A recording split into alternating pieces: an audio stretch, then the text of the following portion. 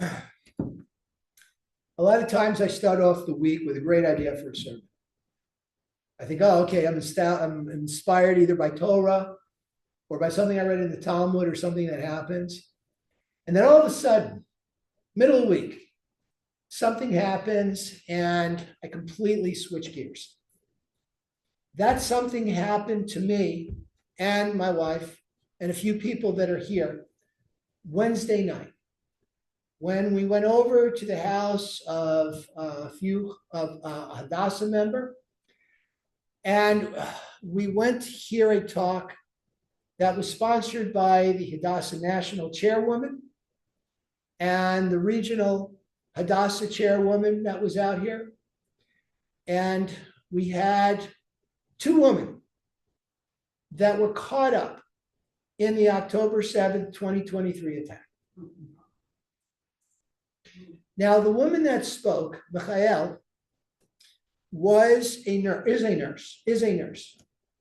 And they are, I don't know if touring the country is the right word, but they were here in our area Wednesday night. Thursday night, they were down near where we live in Menifee. And I'm not sure where they're going after that, but they're being sponsored by Hadassah and they are talking. And they told the story. She told the story about how they were invited to a training base in Israel. That was, what was it, about a mile, 2 miles or so from the border of Gaza. They were right there. And everything was fine. She says it was great. It was Shabbat and, people were sleeping late. And she describes how all of a sudden they hear the missiles and the rockets. And at first they're like, oh, don't worry about it. This is life here. And very soon they came to realize this was something different. This was something much different. As trainees and guards were getting shot and attempting to defend themselves, she herself got shot. Her arm was in a black sleeve because she is still recovering from those bullets. She was shot in her chest and her side, I think. They couldn't take the bullet out of her chest. It's still there. Right. Oh. As is the case, yes, the stomach. As is the case with other people that were wounded for two reasons. Number one, surgery sometimes could do more damage to take it out. Right. Number two, they didn't have time. If anybody ever saw the movie MASH or any of the show MASH, you see what wartime surgery is. It's a good approximation. You do what you can to get to save a person's life, get them as well as possible and move on to the next person because your time is very limited. So we all kind of know what happened, but me and, my very large mouth, I had to start asking some questions. And my question was, how could you not feel anger? Now, I'm glad that Jason Moss, the head of our local federation, was there too, because I talked to him a little bit about this. And she said, we don't. You just go on with your life. Now, her husband is a school teacher, and he hates the Gazans, as you would imagine a lot of people there do, despite the fact that the Israeli army is taking pains to keep civilian casualties down to a minimum, which, according to military experts, they are absolutely doing. They are engaging in what makes World War I trench warfare look like a parlor game, going house to house. This is something that our people in Iraq had a hard time with, going house to house. And usually in warfare like that, the ratio of civilian casualties to enemy combatants is 9-to-1. And that's when you know who your enemy is. They don't know who their enemy is. And yet the ratio is about 1-to-1, less than 1 to less than 1. It's astounding. Does anybody remember about 2 or 3 months ago, the Israeli army stopped what they were doing to go in and inoculate Gazan children for polio? Okay, that's what we do. And this is after a massacre in every sense of the word. When you hear it, you can't help welling up and feeling the type of emotion, the type of, well, for me, anger. But it affects you. I think as Jews, we need to be affected.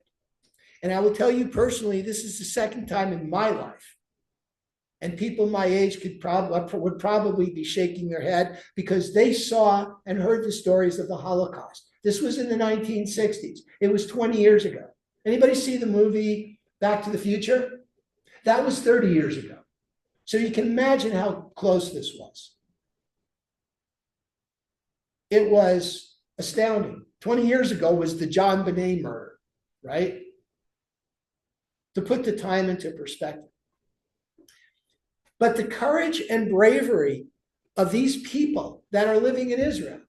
And she smiles and says, but we like our lives. We love our lives. She goes, come to Israel, you'll love it. A lot of Jews are afraid to go to synagogue. So good for all of you for being here. We've not had any incidents out here. And there's been some very minor incidents out here. We're lucky. Or maybe lucky is not the right word. Maybe it just has to do with where we are. The fact that if anybody does anything here, it's not going to get covered the way 500 people marching in LA is going to get covered. Right? I know that there was recently in Los Angeles a meeting of mayors around the country about anti-Semitism. What to do about it. It's that serious. How can you not feel the emotions that we feel, yet we go on with our lives? We have to. That's the way we support these people.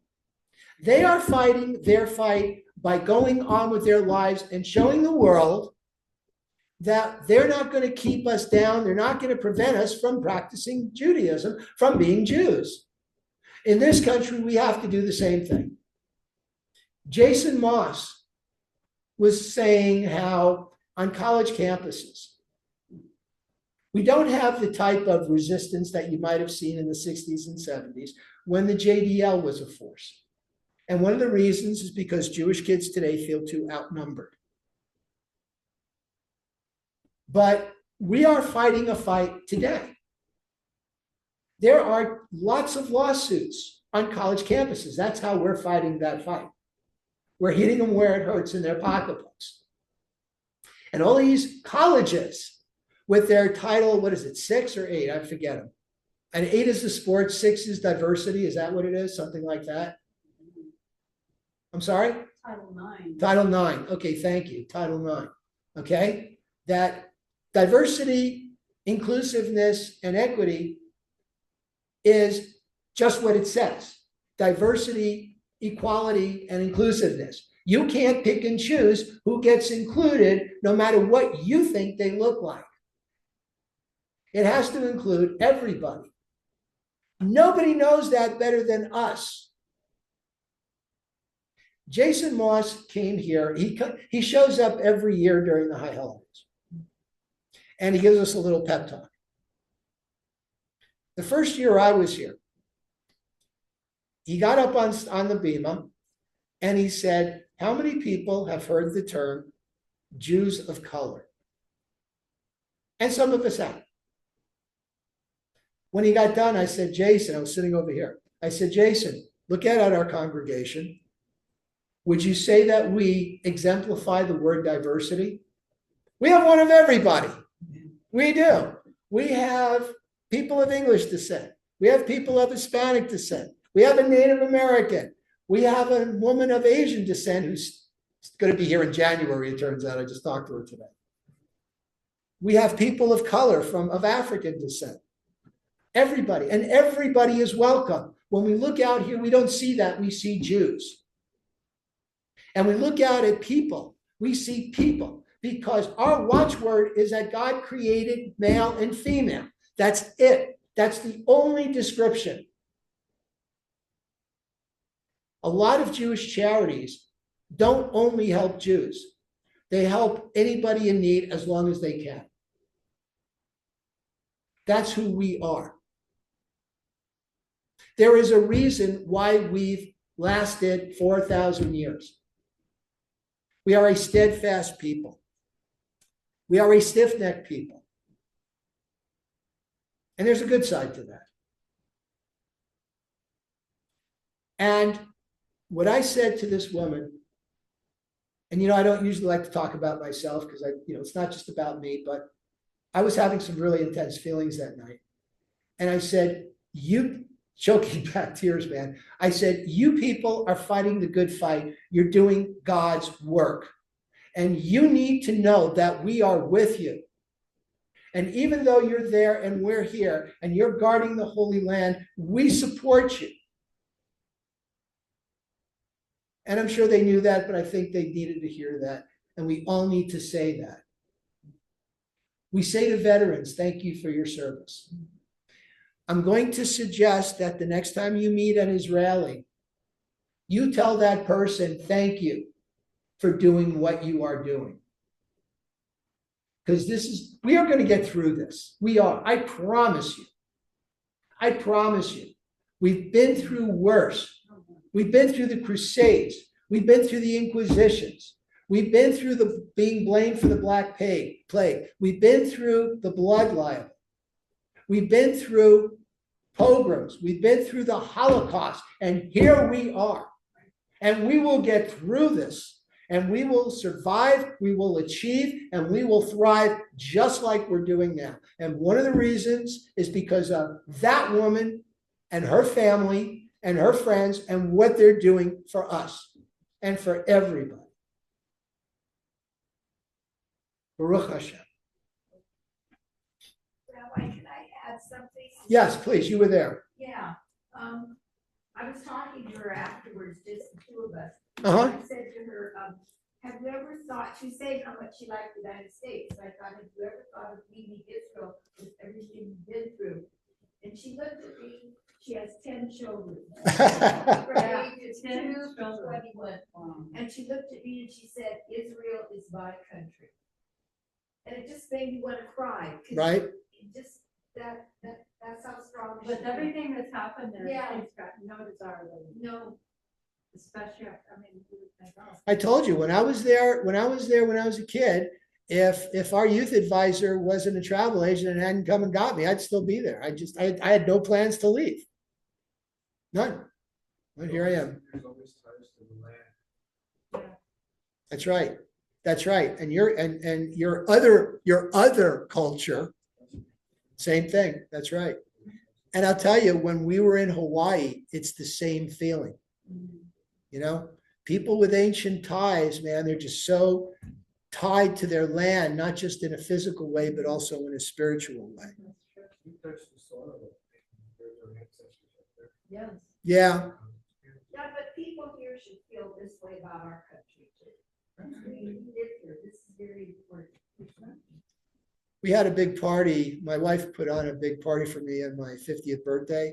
And one of my friends gave me the book 1776. Oh, yeah. I love that book. I love that stuff. Anybody see the movie National Treasure with Nicolas Cage? He's going around. I love that movie, and I love it for the way they go into the American history. It's really a cool movie. Okay.